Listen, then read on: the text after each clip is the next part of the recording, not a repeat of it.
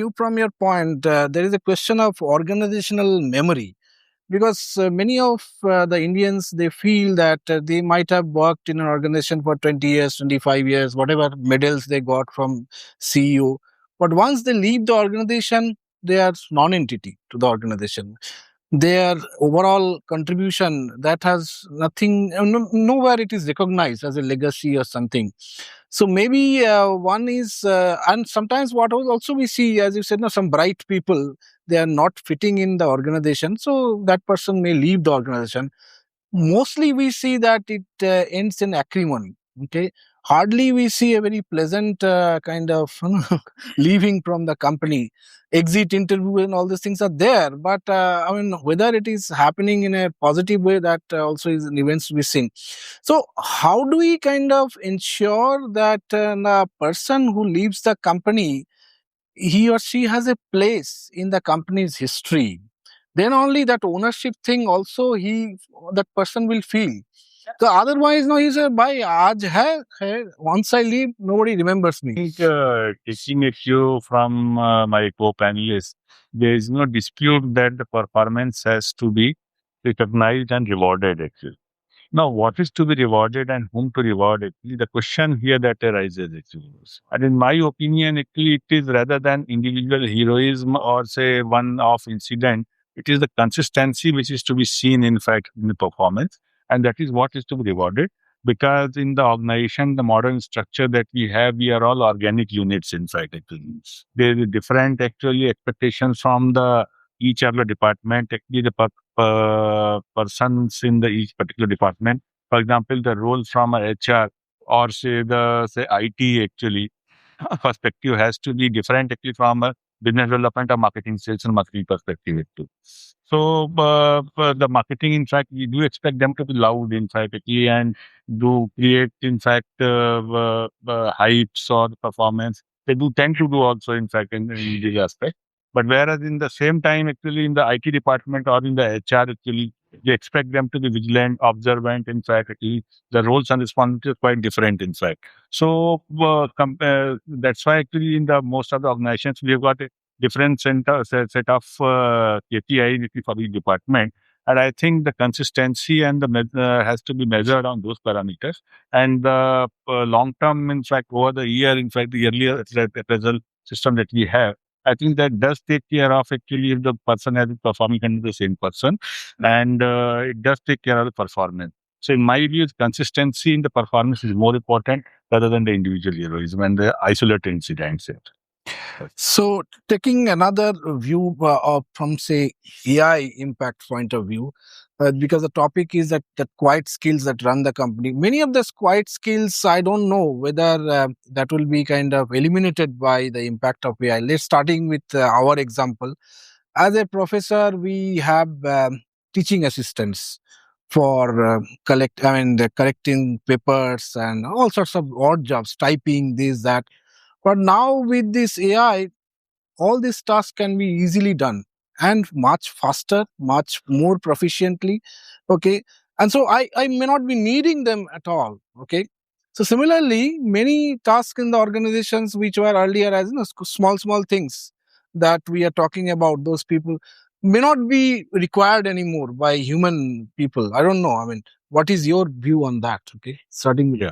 I think there is no denial of the fact that AI will definitely take over a lot of the low end jobs, in fact. But what we create out of AI is the question, in fact, actually. There has been a lot of talk in the social media, the various channels, the print media, etc., as to what AI is going to do.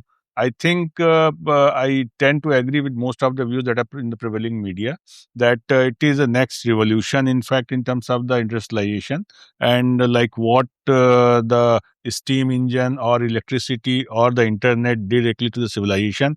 I think the similar impact of the AI is going to happen, and AI is going to create a new kind of jobs actually, and all of us should be aligned to the this new skill set actually, and create further more developments out of the newly found this revolution actually, I would say. So in performance appraiser also, will AI will be creating a big Yes, impact? yes, it is creating impact. In fact, we are using, in fact, AI. We started using AI in terms of differing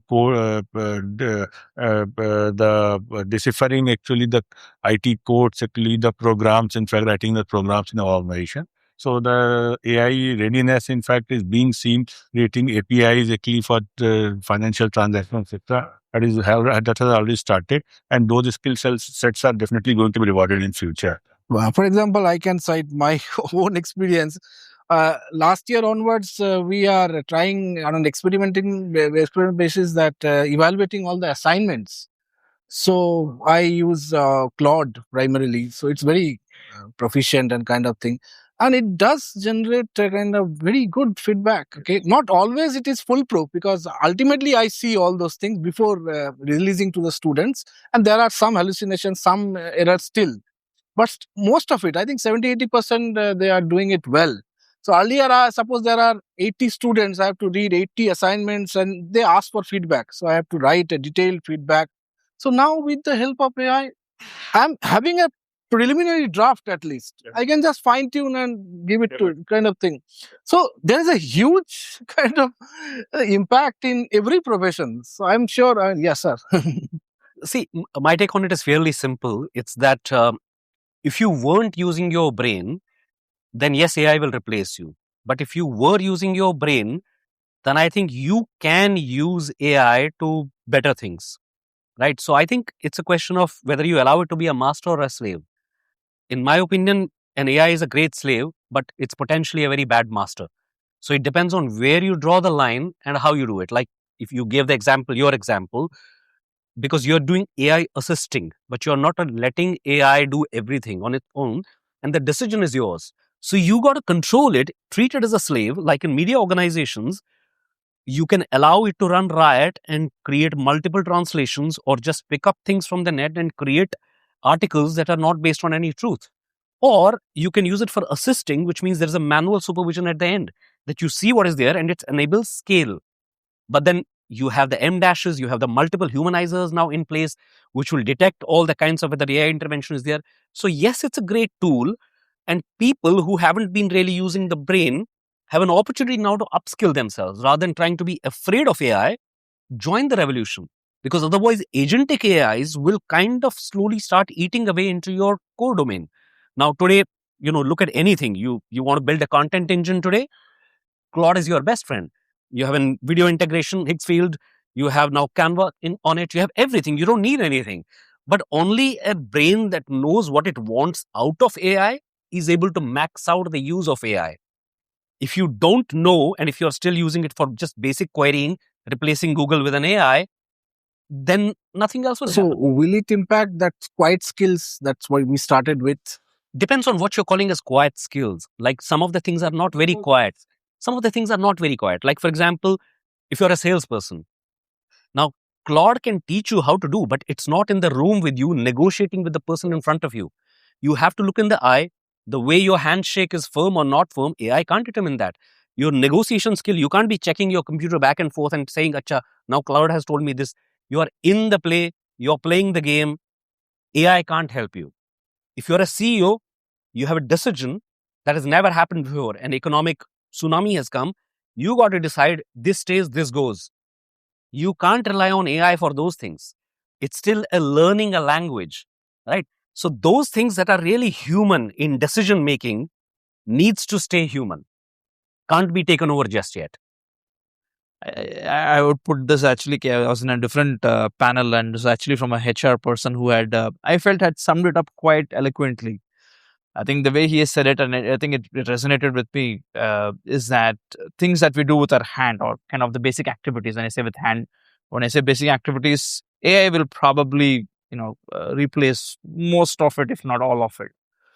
Things we do with our brain, AI will be a great, will augment it very well. And to the point that you just mentioned, is how it can be an enabler, a facilitator of what you need to do. But I think, again, you touched upon it. Things that we do with our heart, AI would not be able to ever take that over. That is still going to be running it. I think so. It's an opportunity for every one of us to do some of the things that are mundane, being able to leverage AI to get most of that so that we can really focus on things that adds value to us, adds value to whatever that you're doing within an organization, a team, or what your personal and professional goals are and ambitions and aspirations are. It gives you the freedom to be able to do that. I think the same way that you had put it across, it's a great assistant for you to have, for you to be able to rely on it. But at the end of the day, we talked about it in the previous point about ownership. The ownership still lies with the individual.